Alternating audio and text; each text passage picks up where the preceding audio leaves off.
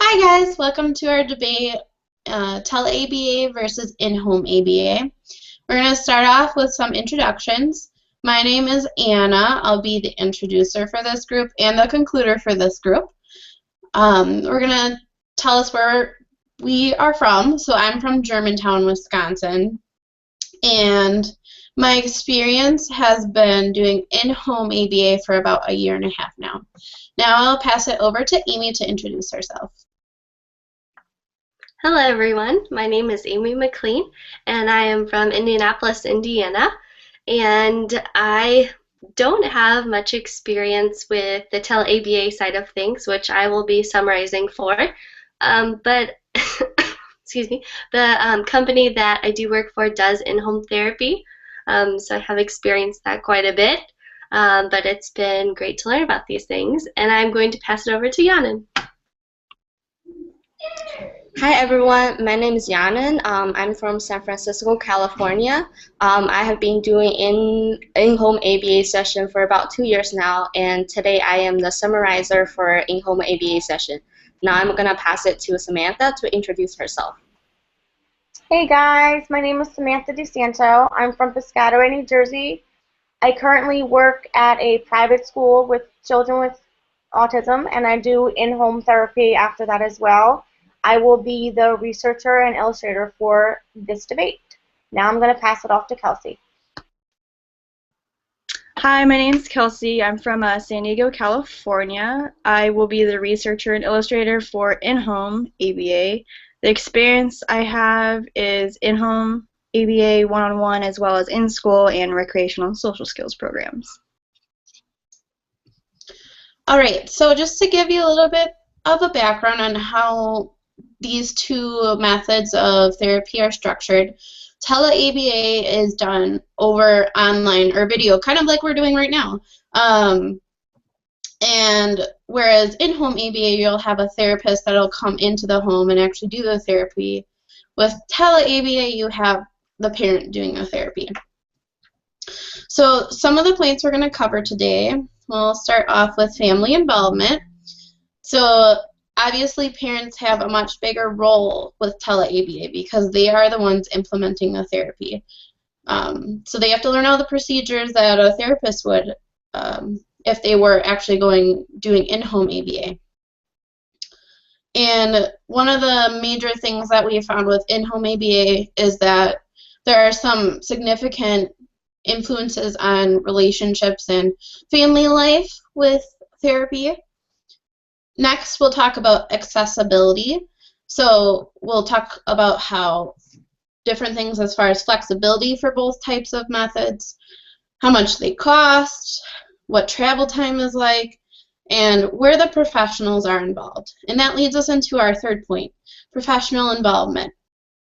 Because the professionals will be more at a distance with telehealth, whereas in-home ABA, they'll be right in the home, they'll be able to see the environment.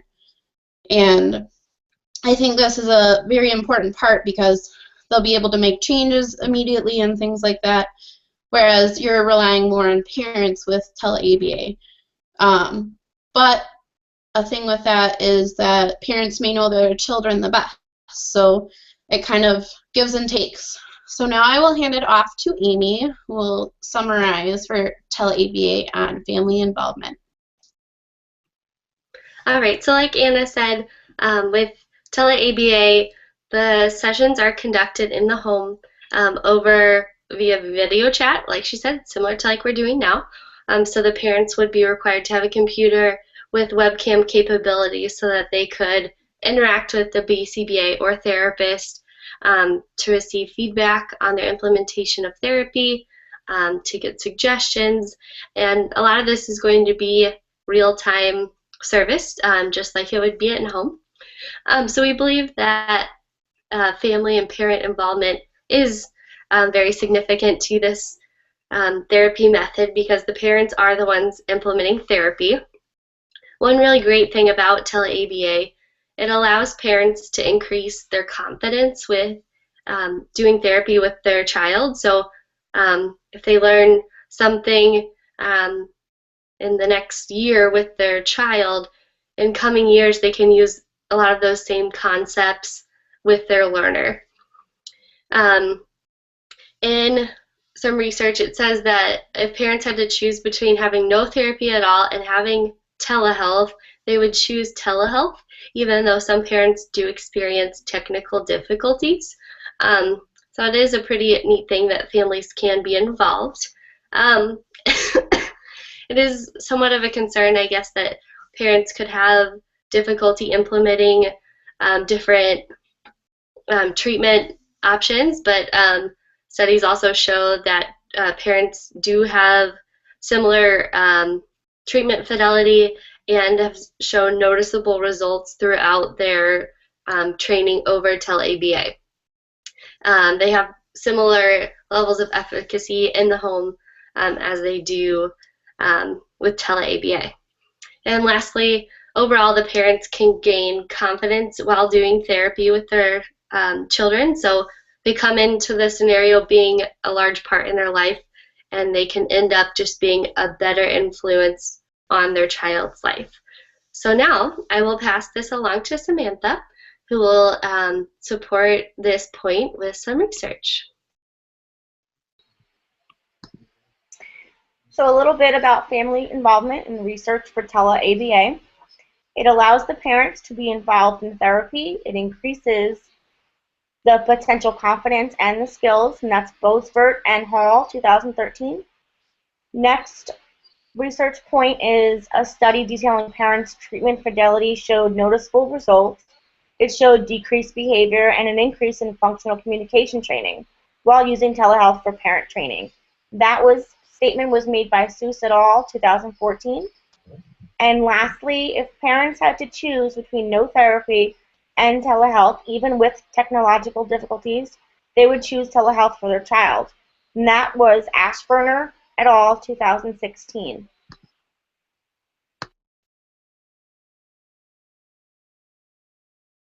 Now I'm going to pass it off to Yanan. Thank you, Samantha. So now I'm going to tell you all a little bit about parent involvement for in-home ABA session, which most of us are very familiar with. So unlike telehealth, where parents are the primary therapists, in-home ABA sessions are conducted by well-trained behavior therapists. In-home therapy allows family members to become more involved in therapy, which according to Compliance Code 4.02, involving clients in planning and consent. One of the biggest advantage of in-home ABA sessions is that the parents and/or caregiver can directly observe the sessions in their home. While watching well-trained therapists interact and work with their kids, parents are able to pick up on some strategies in terms of how to deal with problem behaviors that happen in the house when the therapists are not there to help.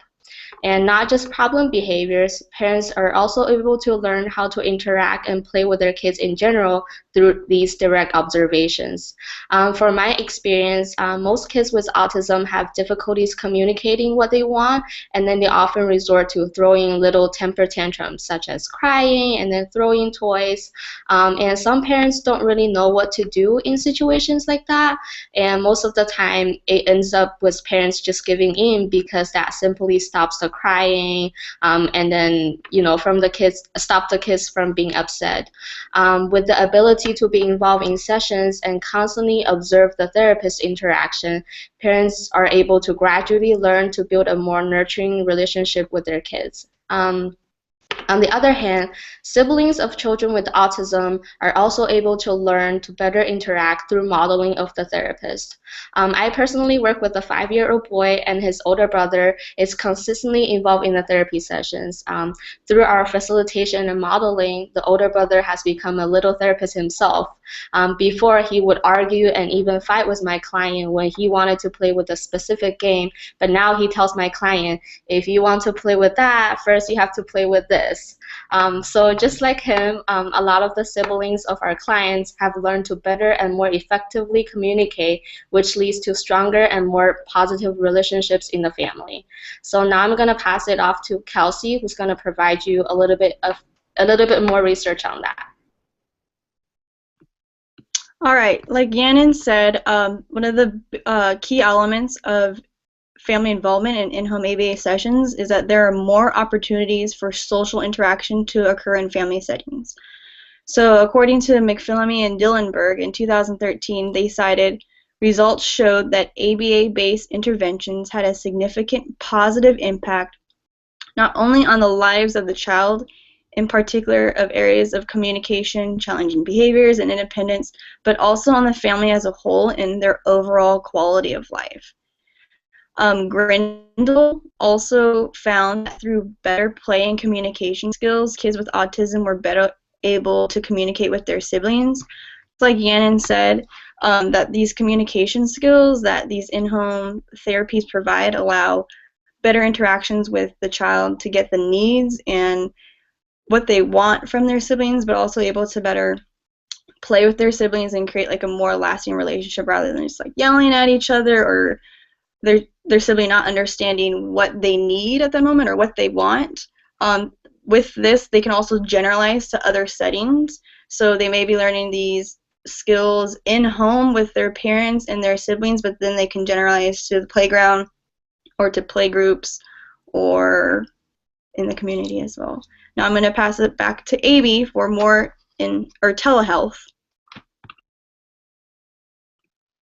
All right, so our next point is talking about accessibility. So one of the big key benefits to using tele-ABA is that learners who might otherwise not be able to receive services through an in-home program or traveling to a center-based therapy program can now receive services. So this kind of brings up one of our core ethical principles of benefiting others.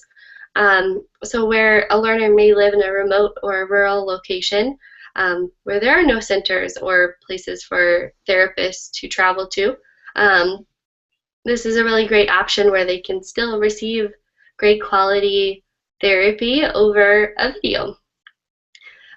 So also, one great option is that the tele-ABA approach is very flexible for families.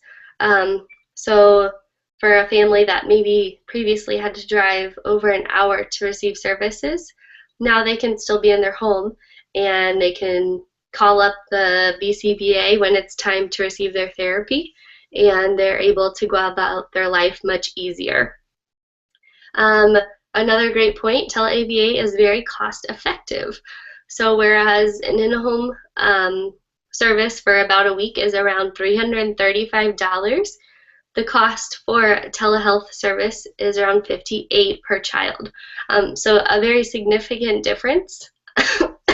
Although there are some issues that we'll talk about in a little bit, the difference between receiving services and not is a huge difference here. Also for companies, the decreased travel time for their employees to travel to a location and back is decreased, and in return leads to decreased cost. But at the same time, the professionals are at a distance, which we'll talk about in a moment. Kind of to wrap this up, one really great thing about the advancements in technology have allowed tele-ABA to provide really great services and actually be able to expand the types of skills that they can accommodate through just a screen. So that's really great, and we'll talk about the professional involvement in just a moment. So I'm going to send it over to Samantha. Okay, so I'm going to be speaking about the accessibility and the research that we found as a group. So it provides access to ABA therapy to individuals who may not have had the opportunity to get ABA therapy. It also allows for early intervention services to be rendered with various benefits, such as decreased travel costs, flexible schedules, increased parent skills, and that's by Rushall and Oberliner 2009.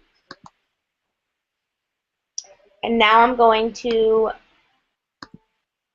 pass it off to Yannon to talk about in-home accessibility summary. Thank you, Samantha. So unlike telehealth, which is more flexible as far as accommodating the therapist and the parent's schedule, in-home ABA sessions often have to be scheduled based on a family schedule, since at least one caregiver is always required to be present during the session. Well, on the other hand, it doesn't have to be the parents as long as it's someone that's being approved by the parents and are able to take responsibility for the clients. He or she is okay to be involved in the therapy session. The other point that Amy brought up for telehealth is that it is less expensive.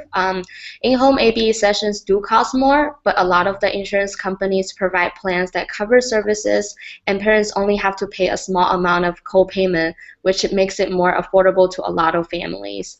And then there are so many other health plan options out there who are beginning to involve autism or services as part of their treatment plan or services or benefits. On the other hand, however, having continuous sessions in the house do have some downsides, such as siblings of children with autism feel left out, which also leads to the parents feeling stressed out on top of not spending enough time together with each other. So now I'm going to pass it off to Kelsey, who's going to provide you with a little bit more of research on that.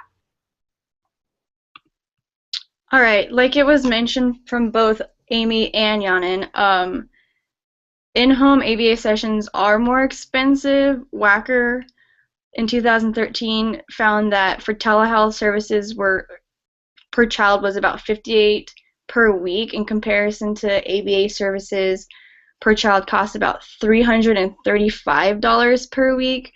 However, it is important to note that although telehealth does seem less expensive at times, some families might not be able to have the resources available, such as a computer or the library or an iPad that the telehealth services need in order to provide.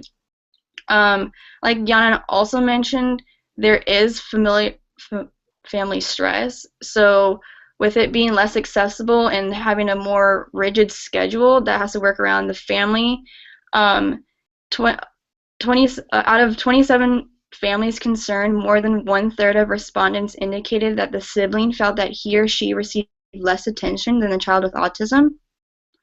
And also, almost 1/3 of parents interviewed reported that their relationship had deteriorated, usually because the couple did not spend enough time together. And this has to do mostly with the flexibility in having to be there with the child and the therapist, or having a therapist constantly in the home and out of the home, where the sibling might not be getting the interaction with the family as if the therapists weren't there, as well as going to different centers at different times, and there's a lot of transportation involved in that as well. So I'm going to pass it back to Amy for the final point of telehealth. So we talked about how tele-ABA and in-home differ with the professional involvement. So with telehealth, the professional is obviously at a distance, sometimes don't know how far, but with in-home, the professional is often in a distance where they can assist with behaviors, provide in-the-moment feedback, which tele-ABA can do, but just in a different capacity. So one of the limitations of tele-ABA is that since the professional is over the video camera on the other side of a computer potentially, they can only see the environment, whereas someone in the home will be able to experience things like what the child is experiencing at the same time. So in that sense, they may have less control to manipulate certain stimuli in the environment. So it's something to kind of keep in mind. If parents are having good integrity, obviously that's something pretty easy for the professional to observe. But if they are needing more feedback, this is often something that the professional has to kind of take on at a distance, so it can be more challenging to communicate potentially. But again, nonetheless, rather have services than no services at all. According to Compliance Code 2.09, clients have the right to effective treatment. So behavior analysts have the obligation to advocate for the child and educate the client about scientifically supported and the most effective treatment procedures. And effective treatment procedures have been validated as having both long and short-term benefits to the client and society. So when a BCBA is providing these services over tele-ABA, they need to keep in mind that this is something that they have vowed that they would do the best treatment possible. So if they feel like with the client at hand, tele-ABA services are not appropriate, this is something that they need to disseminate themselves. And then, excuse me, if they do think it is something that's appropriate, they just need to make sure that they're following all the necessary protocol to make sure that the intervention is best for the client. According to Compliance Code 5.04, behavior analysts are to ensure that supervision and trainings are behavior analytic in content, effectively and ethically designed, and meet the requirements for licensure, certification, or other defined goals. So again, with the professional at a distance, they need to be watching not only the client's progress and monitoring that, but also the parents, who are essentially the therapists in this case, and how they are implementing the therapy, looking at the treatment fidelity, all of these things, and the results of the session. So the whole professional involvement excuse me, is a very important part of using tele-ABA. And as a BCBA, the person needs to be able to decide whether distance services are an option for the client, or if in-home is going to be deemed more appropriate for that learner. So it's ultimately a large deciding point in which therapy to use. So I'm going to pass this along to Samantha to provide some research.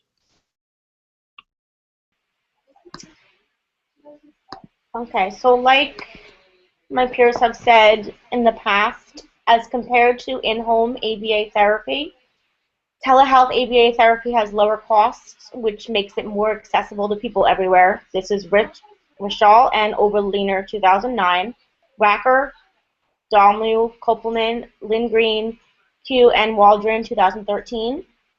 And also, advancements in technology have made many things possible through telehealth ABA, such as the type of skills that are being taught the specific individual.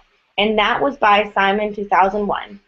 Now I'm going to pass it off to Yanin to talk about in-home professional involvement summaries. So for in-home ABA sessions, professionals, mainly BCBAs, they're able to directly observe and participate in the therapy sessions. So this way they're able to make immediate changes to the program or the environment if it's necessary. According to the Compliance Code 4.03, behavior analysts must tailor behavior change programs to the unique behaviors, environmental variables, assessment result, and goals for each client.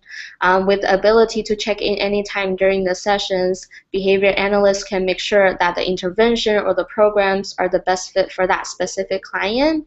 On the other hand, behavior analysts are able to pop in anytime during a scheduled session to check in on the progress of the programs and the interventions. They're also able to conduct treatment integrity checks for the therapist to make sure that the intervention is being implemented correctly. And then this way the therapists are able to receive immediate feedbacks if there needs to be any modification or any changes to the way that they conduct the program or the way that they implement the intervention. So unlike telehealth, where everything is done through the video camera, for in-home ABA sessions, a lot of the times BCBAs are able to do face-to-face meetings with the parents and the therapists, just the entire behavior team, to make sure everything is in place and then everyone is on board, everyone's on the same page about the intervention and the program, which really maximize the potential for that client. So now I'm going to pass it on to Kelsey, who's going to give you a little bit of more research on that. All right, so the professional involvement of in-home ABA is the biggest point is that they're able to directly observe the environment, and it's a lot, well, obviously it's face-to-face contact. So according to Bailey and Birch, if you have been trained to work with children with autism and have experience doing one-on-one therapy and language acquisition and social skills training, you will probably be working in the children's homes 2 to 4 hours a day. Also, the behavior analysis then typically identifies the relevant people in the client's environment, and it will demonstrate the treatment, always approved by the key people, that has been developed. This is a very important element of in-home ABA because they're able to see immediate behaviors or behaviors that parents might not have been reporting before, that they can see exactly what's happening. They're able to describe it professionally in comparison to, like, if a family was trying to email or try to receive services telehealth, that they might not be able to fully describe the behavior or what's actually happening, as well as, I mean, they could have emergency services as well if a behavior is extreme and needs to be seen right away. Lastly, to summarize the points for in-home ABA, here are a few illustrations.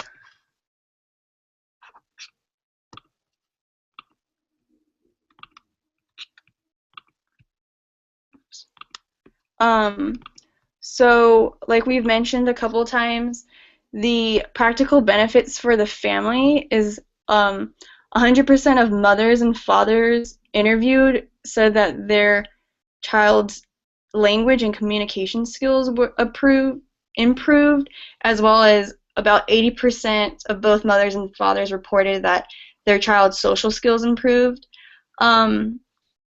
Another important element is that about 70% of mothers and over 50% of fathers mentioned that they received more support in the home through in-home ABA. However, the impact on family relationships, parent-child relationship improved 100% according to mothers and fathers. This had to do, I guess, a lot with the child could communicate more. However, the parent-sibling relationship improved 41% reported by mothers and only 25% by fathers. And parent-sibling relationships deteriorated about 15%. And parents' relationships deteriorated about 31% reported by mothers, and about 24% of fathers mentioned that. Now I'm going to share it back with Amy to conclude the debate. Actually, we're going to pass it to Samantha just to show the visual as a summary for Tele-ABA.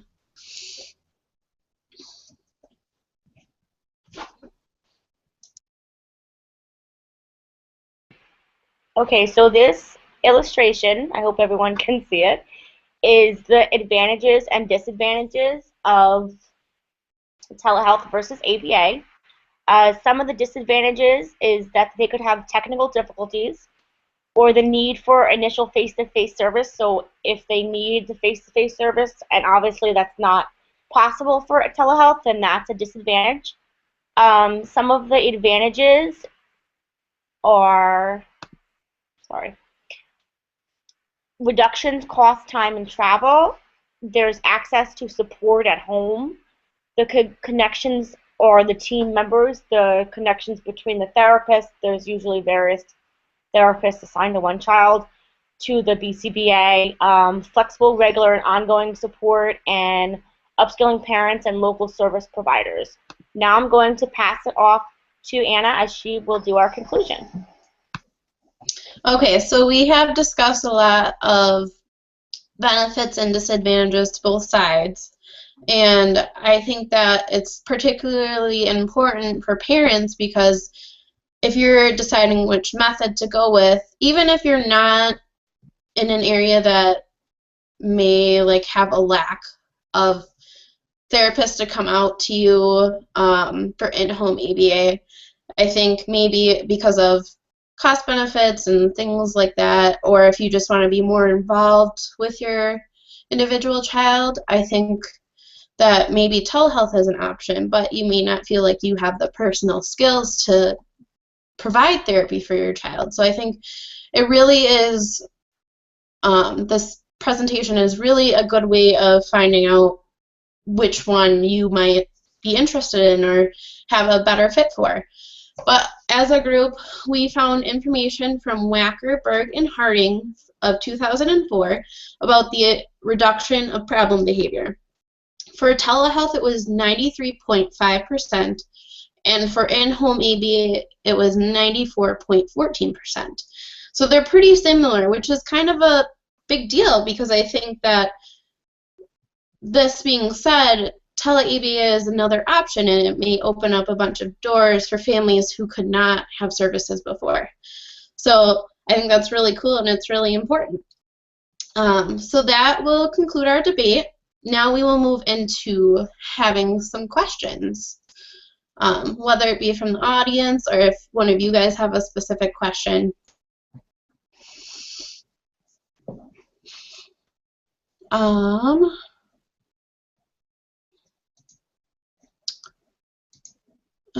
right.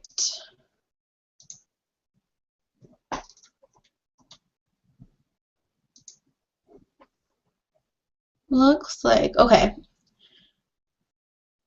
This is open to anybody. Would parents really be dedicated to training on top of everything that they already have to deal with on a daily basis? Well, personally, I think because I work at a full-time early intervention program, so when I talk to the parents, a lot of the times they complain that, the children are not doing what they're doing with us in the program versus when they're at home with the parents. So I think being able to pick up on some of the skills, whether it's through the observations of in-home ABA session or through telehealth, parents are able to grab on some of the strategies, so this way they can better understand the kids, and then they can learn how to better communicate with the kids just in general. It's going to be hard with everything that they have going on, and then a lot of them have siblings too, and then the parents work full-time, but at the same time, it's hard, but it's going to pay off eventually because they are going to get better at learning. They're going to get better at communicating with their kids, which is what's going to make their life easier at some point, because they know what their kids want and then how they can get it. Just being able to pick up on some of the strategies to work with the kids just in general when the therapists are not there. So I think it's definitely going to help, even though some parents might struggle a lot. So yeah. Okay. And then one more question that we have is, how do we observe and assess treatment integrity on a regular basis to make sure that the treatment plan has been implemented correctly? I'll take this one. So at our center, where we do in-center therapy as well as in-home, one really important part of making sure that a treatment is implemented as it's intended is making sure that the therapists are continuously evaluated using training checklists to make sure that one therapist is doing the same thing with a learner as the other therapist is. This is just kind of maintained by doing frequent observations and providing frequent feedback. So whether this is done in the home face-to-face or over a webcam of some kind, I definitely believe that this can be implemented with ease. And definitely it's important to make sure that treatment integrity is maintained. So it should be the top of a BCBA's priority list to complete these. Okay. So that's all the questions we have. Does anybody else have any questions? All right. Well, that concludes our debate. Thank you guys for joining again, and have a great day.